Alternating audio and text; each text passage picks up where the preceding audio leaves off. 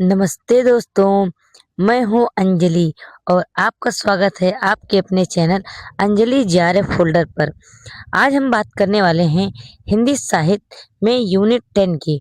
और आज हम जानने का प्रयास करेंगे कि यूनिट 10 में दिसंबर 2025 की परीक्षा में कहाँ-कहाँ से प्रश्न बने थे और कौन-कौन से नोट्स हमें यूनिट 10 के लिए फॉलो करना चाहिए।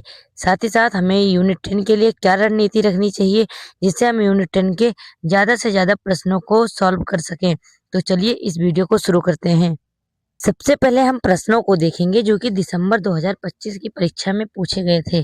और इसी क्रम में पहला प्रश्न आया था प्रेमचंद घर में से, और उसके आधार पर कुछ पंक्तियाँ दी गई थी कि जिनको कि हमको क्रम में लगाना था। अब ये एक तरह से जटिल प्रश्नों में आ सकता है क्योंकि प्रेमचंद घर में जो है वो बहुत सारे अध्यायों में बटा हुआ है और उसमें से बीच-बीच की पंक्तियाँ उठा करके उसको क्रम में लगाने के लिए कहा जा रहा है।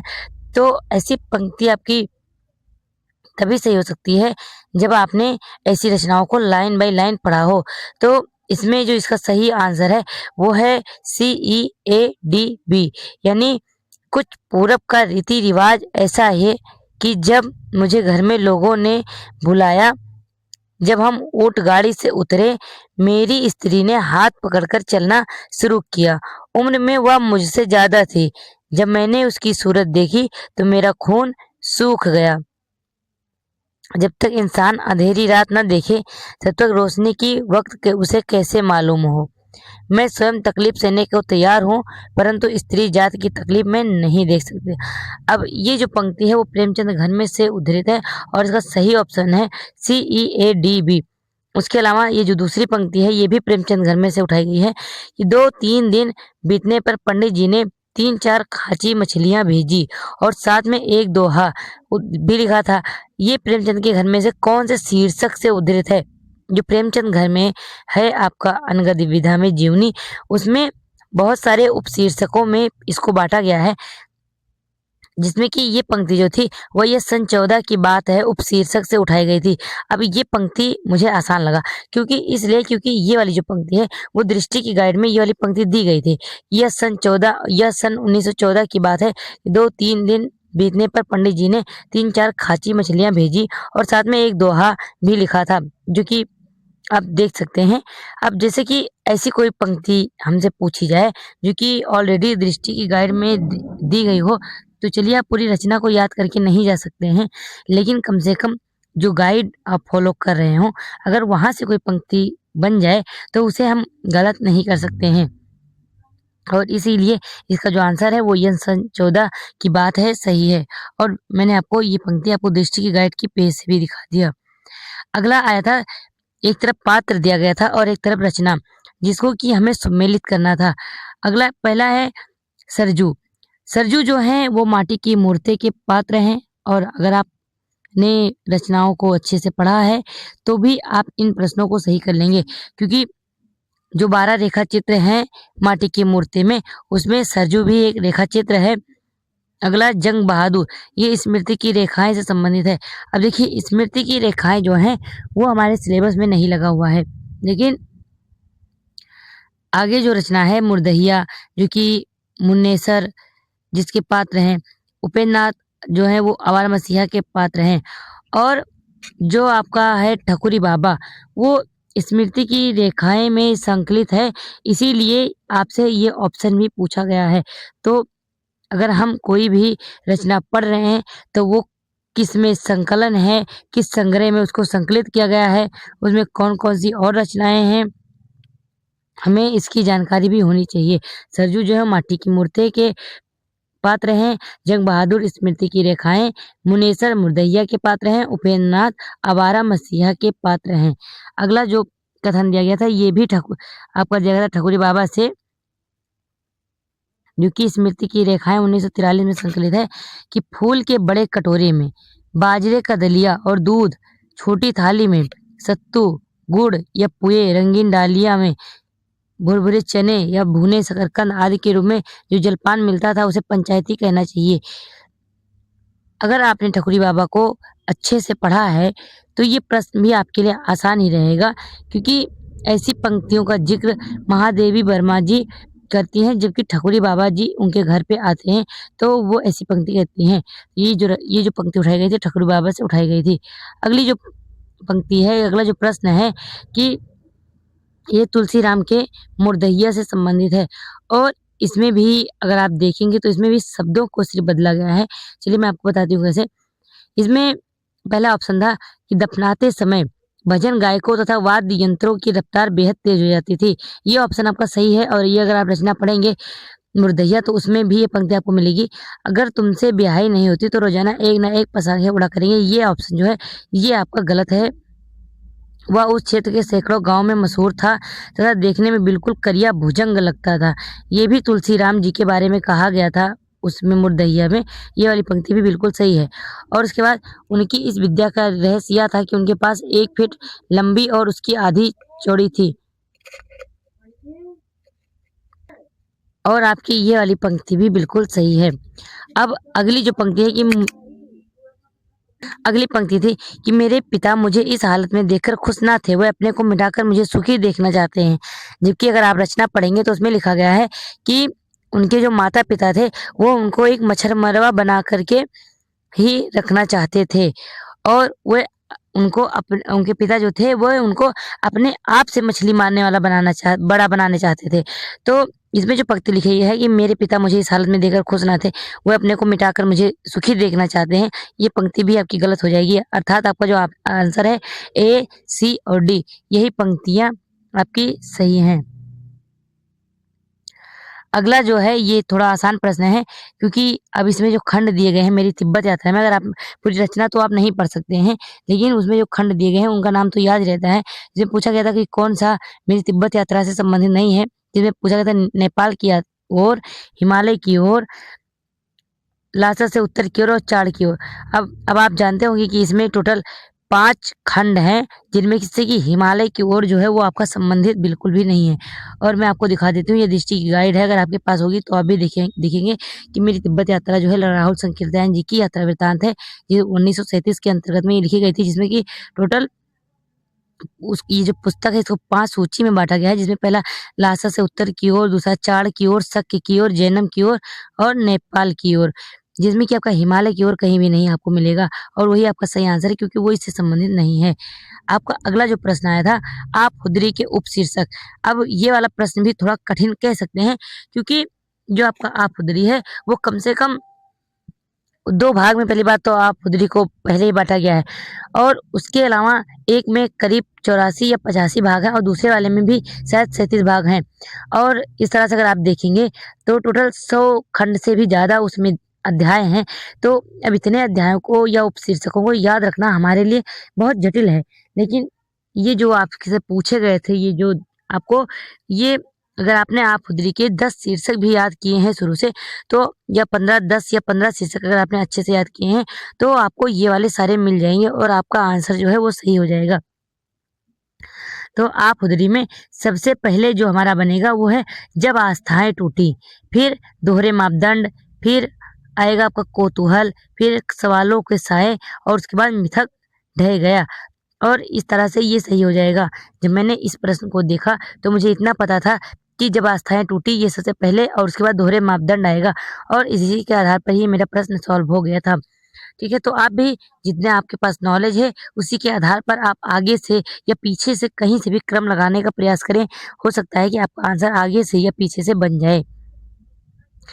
अगला, अब इस प्रश्न के बारे में मैं आपको बताती हूँ एक रोचक तथ्य।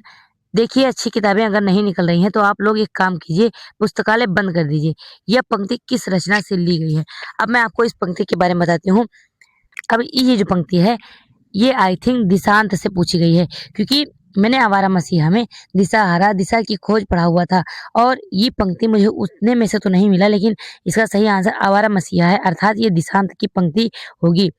पढ़ते वक्त मैंने ये सोचा भी था कि अगर मैंने दिशाहारा, दिशा की खोज पढ़ा है तो ज़रूरी नहीं कि दिशांत तक एग्जामिनर पहुंच जाए, लेकिन अब आप ऐसा दिमाग बिल्कुल भी नहीं लगाएंगे क्योंकि हमें नहीं पता होता है कि प्रश्न कहाँ से बनेगा, लेकिन एग्जामिनर को पता होता है कि हम कौन सी चीज़ें छोड़ के आते हैं।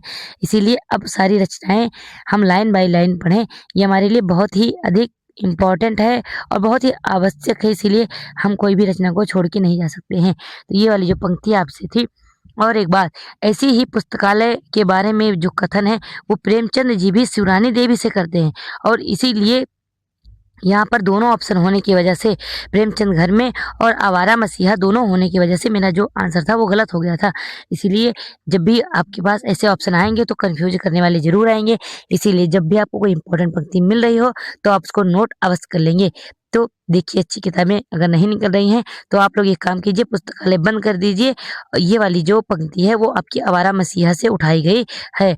और इस तरह से यूनिट 10 से आपके टोटल 8 क्वेश्चंस आए हुए थे। इस बार अगर आप देखेंगे तो आपको भूमिका से प्रश्न इस यूनिट से नहीं दिखाई देंगे, लेकिन इसके पहले के जो प्रश्न थे वो डायरेक्ट भूमिका से उठाए गए थे। और इस बार का जो प्रश्न पत्र था उसमें रचनाओं के अंदर जा करके एग्जामिनर ने प्रश्न बनाया था। लेकिन अभी इसका मतलब ये नहीं है कि हमें भूमिका याद नहीं करनी है। भूमिका हमारे लिए बहुत ही इम्पोर्टेंट है, क्योंकि आने वाली परीक्षाओं में भूमिका से डायरेक्ट प्रश्न बनेगा। इसके अलावा भी विद्यार्थियों के मन में बहुत सारे प्रश्न हो सकते हैं, जिनका हम एक-एक करके प्रश्न जानने का आंसर जानने का प्रयास करेंगे। जैसा कि आप सभी जानते हैं कि यूनिट 10 के अंतर्गत में टोटल 14 रचनाएं लगी हुई हैं, यानी कि इकाई 10 में टोटल 14 रचनाएं लगाई गई हैं। अब इसमें से कुछ ऐसी रचनाएं हैं जिनको कि अगर मुझे नहीं लगता है, अगर आप प्रयास करते भी हैं तो आप पूरी की पूरी रचना को नहीं पढ़ पाएंगे, क्योंकि ये सारी रचनाएं अपने आप में, पहली बात तो एक किताब है 300 पेज की, 350 पेज की। अब और इसके बाद ये जो कुछ रचनाएं जो आपकी स्क्रीन पे आपको दिख रही होंगी, जैसे एक साहित्यिक की डायरी, मेरी तिब्बत यात्रा, अरे आयावर रहेगा याद और संस्कृति के 4 अध्याय, इनकी जो भाषा है वो एक विद्यार्थी के लिए लाइन बाय लाइन याद रखना बहुत ही कठिन है। लेकिन अगर आपको लगता है कि मैं इसे कर सकता हूँ या कर सकती हूँ तो आप इन रचनाओं को एक बार जरूर पढ़ लीजिए। और अगर आपको भी मेरी तरह ये रचनाएं कठिन लगती हैं तो इन रचनाओं के लिए दृष्टि की गाइड में जितने भी कंटेंट दिए गए हैं आप उनको लाइन बाय लाइन अच्छे से 3-4 बार पढ़ लीजिए। मुझे लगता है कि उतना आपके लिए सफिशिएंट रहेगा। और उसके अलावा जैसे कि एक साहित्य की डायरी 13 प्रकरणों में विभक्त है, मेरी तिब्बत यात्रा 5 अध्यायों में विभक्त है, अरे आयावर रहेगा याद ये भी आपका 8 भागों में विभक्त है, संस्कृति के 4 अध्याय, पहले तो इसके 4 अध्याय हैं, फिर उसमें 3, 7, 12, 17 ऐसे करके प्रकरणों में ये बटे हुए हैं। तो आपको इनके नाम तो याद ही कर लेने चाहिए। अगर आप पूरी रचना नहीं याद कर पा रहे हैं तो कम से कम जो अध्याय के नाम दिए गए हैं वो तो हमें याद ही होना चाहिए, ये हमारे फर्ज है। उसके अलावा जो आपकी कुछ रचनाएं जैसे कि माटी की मूर्तें जो हैं इसमें टोटल 12 रेखा चित्र दिया गया है, और 12 की 12 रेखा चित्रों का नाम आपको लाइन बाय लाइन याद होना चाहिए। साथ ही साथ में माटी की मूर्ति की भूमिका जो है वो भी आपके लिए बहुत इंपॉर्टेंट है। उसके अलावा भी ये जो रचनाएं मैंने आपको बताई इसकी भी भूमिका, आपको छोटी-छोटी भूमिकाएँ मिल जाएँगी, और इनकी भूमिकाओं को आप अवॉइड बिल्कुल भी नहीं कर सकते हैं, क्योंकि संस्कृति के 4 अध्याय से अगर आप देखेंगे तो जून 2025 में और दिसंबर 2024 में संस्कृति के 4 अध्याय से 3 से 4 प्रश्न बने हुए थे, वो भी भूमिका से। तो आप भूमिका को बिल्कुल भी अवॉइड नहीं करेंगे, सारी की सारी भूमिकाएँ रचनाओं की आपकी पढ़ लेनी है। माटी की मूर्ति की भी भूमिका आपको पढ़नी है, 12 रेखा चित्रों का नाम याद करना है। उसके अलावा जो माटी की मूर्ति है, जब इसको आप लाइन बाय लाइन पढ़ेंगे तो ये रचना आपको बहुत अच्छे से समझ में आ जाएगी। इसीलिए इस रचना को आप, मुझे लगता है कि किसी से ना पढ़ कर के आप इसको खुद भी 1 दिन के अंदर पूरी रचना को पढ़ सकते हैं। उसके अलावा ठकुरी बाबा, ये रचना अगर आप खुद से नहीं पढ़ सकते हैं तो आप हिंदी विद ऋचा चैनल पे जाकर के पढ़ लीजिए। वहाँ मैम ने आपको बहुत अच्छे से पढ़ाया हुआ है लाइन बाय लाइन, आप वहाँ से पढ़ लीजिए। नहीं तो अगर आपको समस्या आ रही है तो आप इसका पीडीएफ ले लीजिए और खुद से भी आप इस रचना को पढ़ सकते हैं, कोई दिक्कत नहीं है। आपका जो अगला रचना है मुर्दहिया भी अगर आप लाइन बाय लाइन पढ़ पा रहे हैं तो बहुत अच्छी बात है, और अगर आप नहीं पढ़ पा रहे हैं तो आप भासमी अकेडमी चैनल पे जाइए, वहाँ इसकी छोटी-छोटी क्लासेस आपको मिल जाएंगी मुर्दहिया की और संस्कृति के 4 अध्याय की, और इसके अलावा अरे आयावर रहेगा याद, साहित्य की डायरी, ये सारी रचनाओं पर आपको छोटी-छोटी क्लासेस वहाँ मिल जाएँगी। बहुत अधिक क्लासेस तो उपलब्ध नहीं है, लेकिन जितनी क्लासेस हैं मैं आपको फिर से बताना चाहूँगी वो बहुत बेहतरीन क्लासेस हैं। और मुर्दहिया की अगर आप वहाँ से पढ़ लेंगे, मेरा भी जो प्रश्न अक्सर सही हुआ वो क्योंकि मैंने उन रचनाओं को बहुत अच्छे से पढ़ा हुआ था। और एक प्रश्न मुझसे इस यूनिट से छूट भी गया है, जो कि मुझे अभी याद आ रहा है कि उसमें पूछा गया था, एक प्रश्न था कि कौन से, वो क्या भूलूं क्या याद करूं से वो प्रश्न उठाया गया था, जो कि मुझसे शायद टाइप करते वक्त छूट गया है, और उसको मैं देखूंगी तो मैं आपको उसको शॉर्ट वीडियो के माध्यम से आपको अपलोड करने का पूरा प्रयास करूंगी। और प्रेमचंद घर में ये रचना भी आपने देखा कि इसमें जो प्रश्न बने हुए थे वो उसके उपशीर्षक से बने हुए थे। इसका मतलब ये रचना भी हमारे लिए पढ़ना और साथ ही साथ इसके जो दृष्टि की गाइड में कंटेंट दिए गए हैं वो भी हमारे लिए पढ़ना बहुत ज़रूरी है। इसकी भूमिका हमारे लिए बहुत ज़रूरी है। यह कहानी अभी इन सारी रचनाओं की जो जितनी भी आपकी रचनाएँ दिख रही हैं उसमें भोला राम का जीव और जामुन का पेड़ को छोड़ करके आपको सारी रचना की भूमिका मिल जाएगी और सभी रचनाओं की भूमिका को आप पढ़ के जाएँगे और साथ ही साथ में टेक्स्ट रचना को भी पढ़ के जाएँगे। और आप पढ़ रहे हैं तो आप शॉर्ट नोट ज़रूर बनाएँगे। जितने भी प्रकरण, अध्याय, शीर्षक में इनको बाँटे गए हैं, उन सभी चीज़ों को आप ज़रूर याद कर लेंगे। उसके अलावा सभी रचना एवं रचनाकार का नाम आप ज़रूर याद कर लेंगे। मतलब कि जितना ये रचनाएँ लगी हैं, आप रचनाओं को डिटेल में पढ़ने के पहले ये रचना किसने लिखी है, कब लिखी है, उस रचनाकार का जन्म वर्ष क्या है, उसने और कौन से अनगत विधाएँ में जैसे यात्रा वृत्तांत हो गया, जीवनी हो गया या आत्मकथा हो गया, क्या-क्या लिखा है, वो सब भी आपको अच्छे तरीके से याद होना चाहिए। और ये सारी चीज़ें अगर आपको याद करनी है तो आप सरस्वती पांडे और गोविंद पांडे की गाइड का या दृष्टि की गाइड का सहारा ले सकते हैं। और इसके अलावा एक प्रश्न आपका मैं आपको बता दे रही हूँ, वो छूट गया है मुझसे क्योंकि मुझे अभी ध्यान आ रहा है कुछ-कुछ। मैं आपको वो प्रश्न शॉर्ट वीडियो के माध्यम से ज़रूर प्रोवाइड कराऊँगी, जो कि आप देख लीजिएगा। और इसके अलावा अगर आपको ये क्लासेस अच्छी लग रही हैं, तो आप इस चैनल को सब्सक्राइब करना ना भूलें। धन्यवाद।